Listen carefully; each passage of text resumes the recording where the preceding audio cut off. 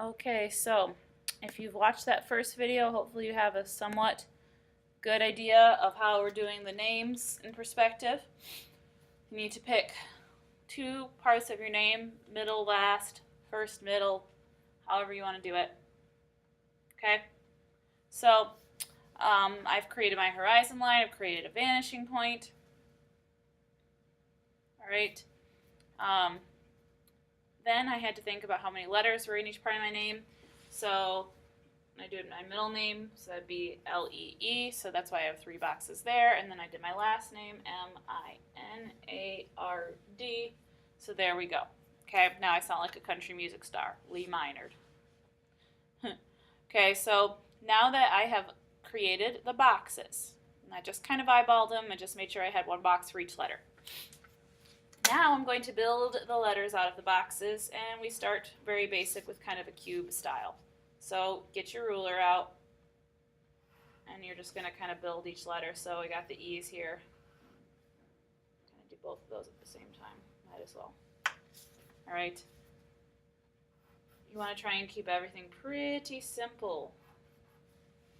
You can always adjust it and change the lettering style, but to get it in perspective, you need it simple, because it's kind of the same idea that we did before, where we pretend that this letter is a box. And if we know how to draw a box in perspective, then we know how to draw a letter in perspective. And that's kind of the knowledge that we're building on here. All right. All right. Very boxy part for the first name there. So for the M, same idea. Just kind of keep the letter inside the box for now.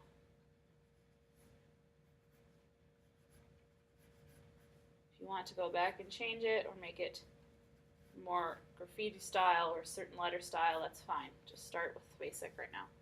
So M, the I is going to be a capital I. I like to do all capital letters. I just think they're easier to break down into a cube. So that's up to you. And N, so it's capital N, so I got the diagonal, got that part going up there. This is probably what will take you the longest time, is just getting your letters formed, and after that it's not such a big deal. Capital A.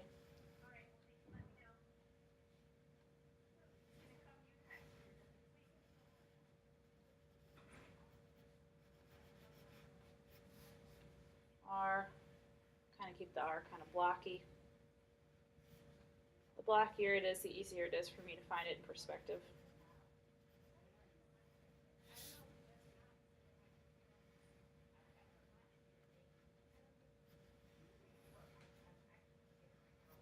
Okay, I'm not going to stress too much about how one little area looks, because this is just a sketch.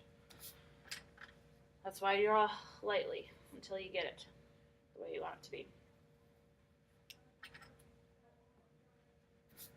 Okay, next thing is to find my perspective. So anytime it's the corner, line it up to the vanishing point. This should hopefully be coming back to you from doing this with boxes when you had your worksheet. Okay, so I have corner of the L there, corner of the L here. Okay, so that becomes the first part of my L, and later we'll go through and kind of define and erase some of these things. Okay, working on the E now. Corner of the E. Another corner.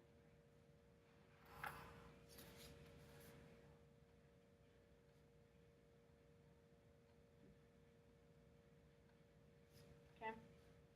Now you need to think about what other parts of the E you would see if it was coming down. So I might see this corner. Just kind of give yourself a little diagonal there. Okay, that one's not going to really line up. I would see this inside part of the L, line it up with the corner, line it up with my vanishing point. I would see the back side of this L. You just can kind of tell that some of the parts you will see, because if you line it up, you can see a diagonal line there. If you can't see a diagonal line there, well then there's nothing there. You'd have to have a different vanishing point. So, same thing here. Inside, inside, and do the outside of this one. So basically the ruler should tell you if you can have a diagonal there or not, because if you see it, then draw it. Okay, so now I'm going to go back and create the parallel line. So if you think about it, this should hopefully remind you of when we did the chairs and stuff. So for now, I'm going to just go all the way down like that, and all the way down across. And you're just going to have to work it out for each of your individual situations. There's not one way to do this. So I'm going to connect those two corners together to get that inside part of the L. Okay. If you have questions, try and figure it out on your own first, please, and then I'll be happy to help you. But if I can't see what you've done, sometimes I can't see how to fix it. If you just have nothing started, then I really don't know where to go from there. Okay, I'm going to make sure that top line lines up with that one, and this one's going to disappear behind there. So there's the inside parts of the E's.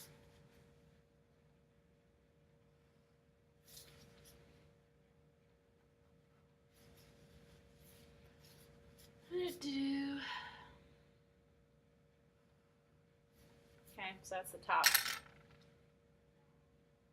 That's what we're going to see just like that. And this part we're going to take away. If it doesn't look right, try getting rid of it, then drawing it in a different place and see if it looks better. Okay, there.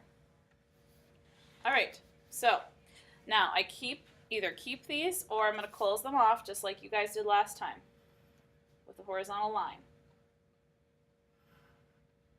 Horizontal line connects my diagonal lines like so. All right, kind of make sure they're all the same. I'll go back and trim that. Unless you want to have them look like they are coming out of that vanishing point, like it's a ray or something, that forms a letter. Then I'm going to do the same thing here. Before I do that, I kind of want to get my letters a little bit more defined. So I'm going to go back over with the ruler now to get a strong edge. Okay, use your ruler to really make decisions here. First, I just kind of sketched it. Now I'm going to actually define. You need to be able to see what your corners are before you can see what your diagonals are. Okay.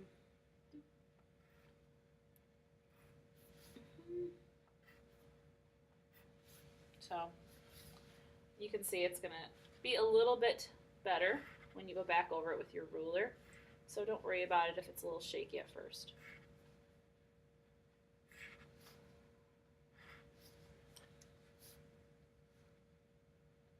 I think I'm going to change the A a little bit and make it more of like a block A. And that's just because it'll be easier to draw in perspective that way. So just kind of watch, I'm going to switch it around. Those become the legs of the A, and then this becomes the opening of the A. This is why I like the clear ruler, because you can see from one side to the other. Okay, so there's my A. So probably what takes the longest for this assignment is just getting the proportions measured out and getting your words to look final. And kind of clean up some of those edges there a little bit too.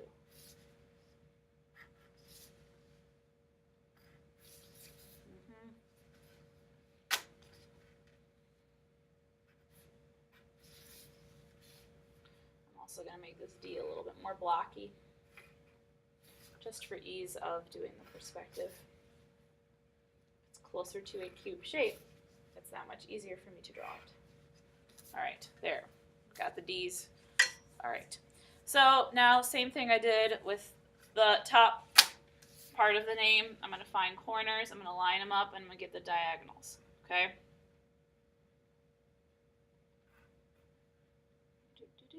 Find the corner, create your diagonal. So there's the top part of the N, or M rather. Then you have this down here. This is going to be a parallel line. Okay, you can connect these with the horizontal line.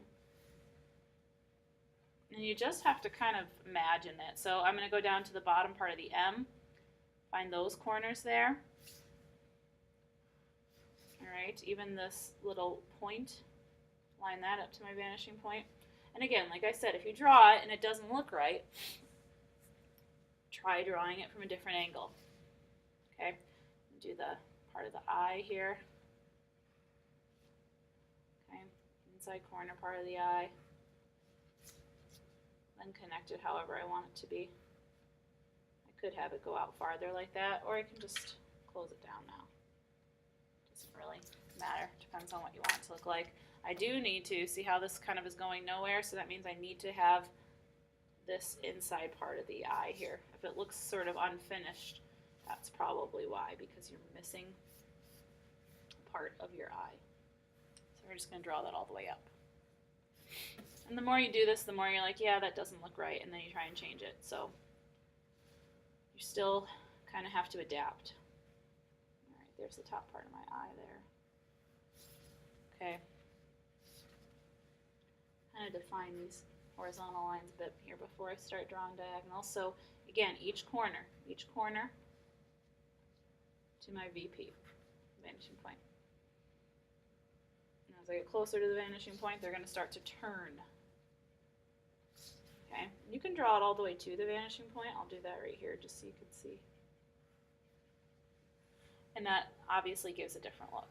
Doesn't really matter. Depends what you want. Okay, so that one I drew all the way to the vanishing point. Okay. I'm going to leave that for right now. Some things that you might draw and then you decide to edit out based on the fact that it doesn't look right, or you just decide you don't need that part there. Alright, so now I'm to the A. Now I'm turning directions because I'm on the other side of my vanishing point. So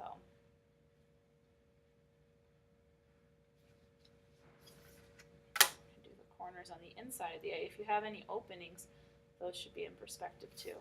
So notice I'm going to kind of get those in there and create your horizontal lines.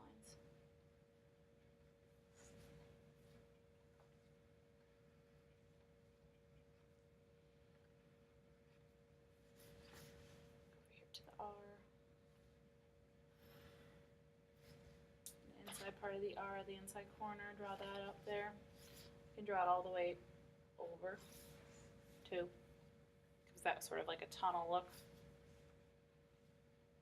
Always keeping it on. Now see this here, this is kind of not exactly a straight point, so you have to kind of adapt how you're going to do that. Sometimes you can just say, okay, I just think it needs to kind of look like that because I'm going to see the inside part of the R leg right there. So I've created another diagonal.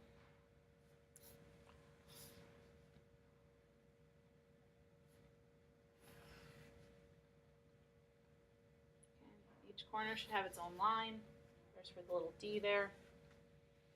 Okay, and you can kind of darken the top of this. You can see how it's the corner of a box.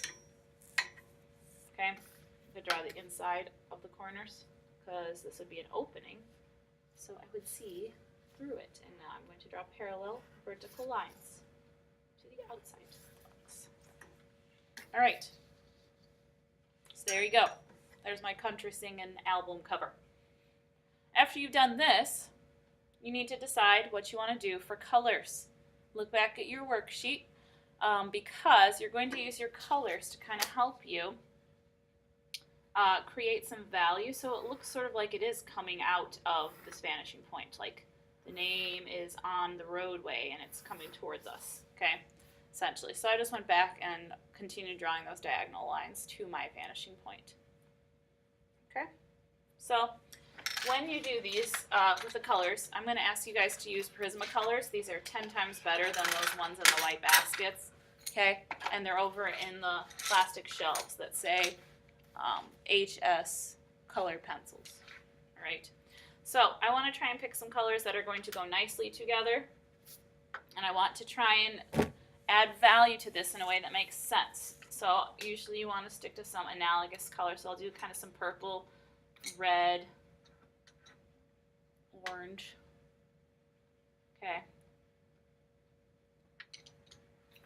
So I'm going to go with my lightest color here first, and let's do we'll do the M here.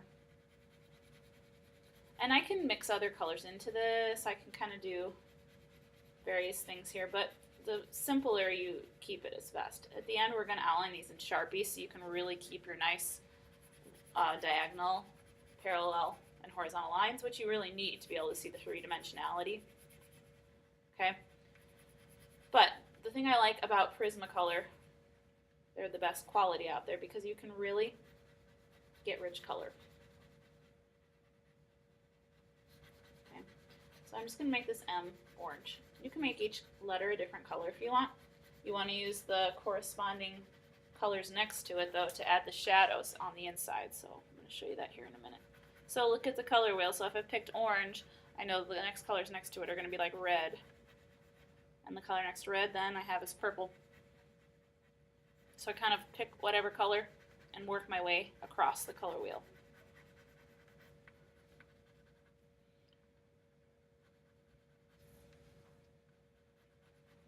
All right, now I want that to look a little bit sharper, so I'm going to take this purple and just kind of edge in.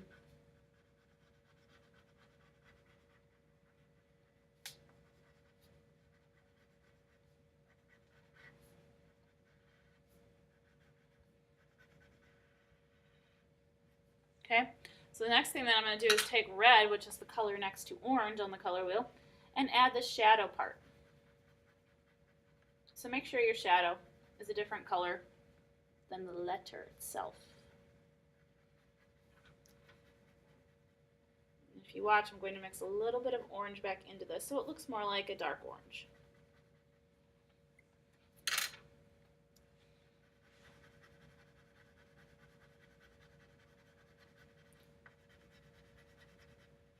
So essentially you're blending just as people are blending with the pencils, but you're blending with the colored pencils. And as you can see, it takes several layers to really crisp that out there. And then I need the top part of this M to also have that red sort of coloring to it. And it really, you know, I mean, if you want to do green with a blue shadow or vice versa, that'll be fine. I just want to make sure I take a smaller tool and go over top of that to outline it at the end here, because that is going to help me to keep the lines. You don't want to lose your lines or you're going to lose 3D effect. You can even add a little shadow in the shadow. So you see I'm going to take that purple and very subtly add it in to the corners. So this is why Prismacolors are really nice, because you can blend them very easily. Okay, now right here I'm going to have the back side of the M, so I need to decide how I'm going to do that. Probably keep it the same color. Make sure you pay attention though so that you don't overlap another letter. So I'm going to add in that red there.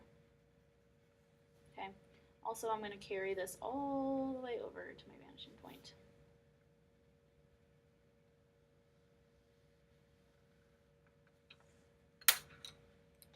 Okay, so now we have that shaded part of the M.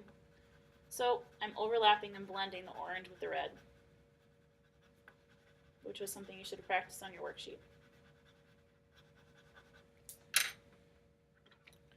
And again, maybe it's a little bit darker right behind the eye here, so I take a little purple. Just kind of sneak that in there. Very lightly, just around the edges. Okay, and that helps to continue that 3D effect. So I could finish adding in the value here if I want to. If I want it to look like it is completely a ray coming all the way out from that vanishing point, and I think I'm going to go ahead and do that because it looks like there should be something there. And then carry that all the way to the center. Okay, so now I need to kind of get rid of that little line. You might need to use your erasing tool, lighten it up a little bit, and continue in with your red.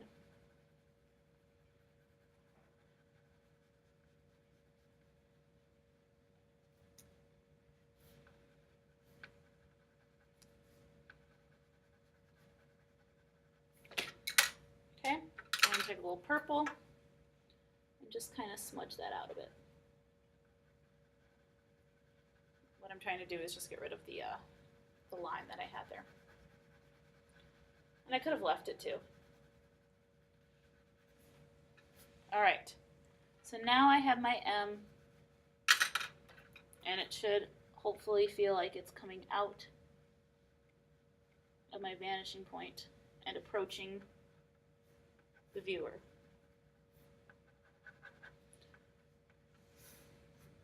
Okay, kind of keep cleaning those up there.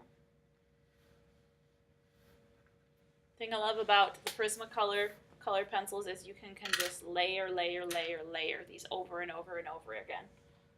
Okay, so let's try really quick. I'm going to do some green and the blue here. Again, those are also analogous colors. All right, so let's just say I've got a violet blue. Ooh, let's do violet blue with regular blue. So that front part of my letter that's facing me is going to be the lightest part. And there's no like maximum amount of colors. I think the minimum amount of colors you should use for this design is 3. As you can see, I used red, purple, and orange for the M, and you could have that be your color scheme all the way across. And repeat that. I'm just going to try another color scheme so you can see some more options. So you see when I apply this,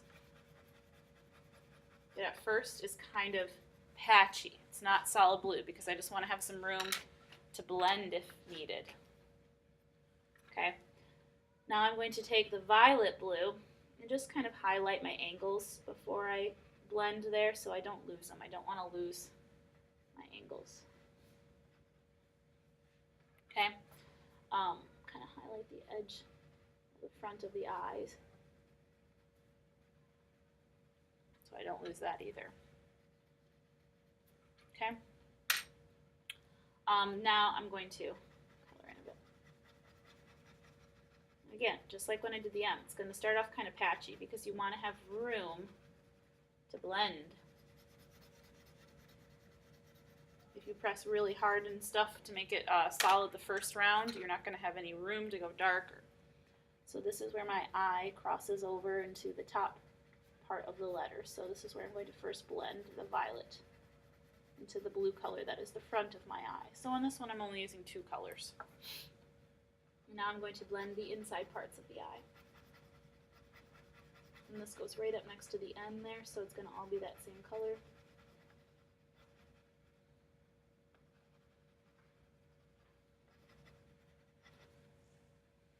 Okay, so now we're just going to go back in and keep layering.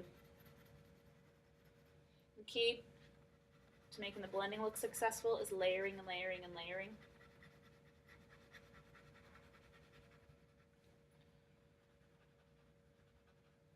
Okay. Now I'm going to go back in and I'm going to take a little green. I just feel like it needs another little color here.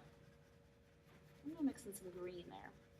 Kind of help fill in those white spots of the eye and just give it some more interest. And this is also an analogous color. I did blue, green, purple. So they kind of work in harmony with each other. And sometimes when you're blending, it'll get kind of a little fuzzy for a bit. I'm going to put in a little bit of that green. This is why Prismacolor pencils are so nice, because you can just keep layering for a long time. And now I'm going to take that light blue one more time now and really make this look solid.